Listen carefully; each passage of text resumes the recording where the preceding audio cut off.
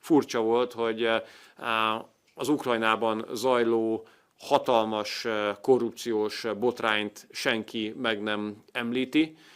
Senki nem kért elszámolást az ukránoktól a több 100 milliárd eurónyi Európai Uniós támogatásról azok után, hogy kiderült, hogy a legmagasabb állami szinten szervezett korrupció zajlik Ukrajnában, egy háborús maffia kezébe kerültek az európai adófizetők eurói. Azt hiszem, most már világos, hogy Brüsszel miért nem kéri ezt számon Kijeven. Hát azért, mert pontosan az zajlik Brüsszelben, mint ami zajlik Kijevben.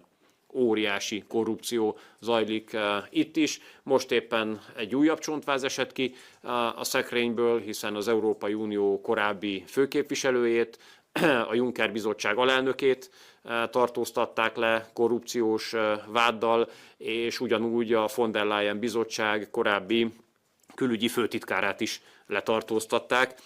Ugyanezért az Európai Uniós forrásokkal való visszaélés gyanújával, azok után, hogy a von der Leyen bizottság előző igazságügyi biztosánál pedig pénzmosás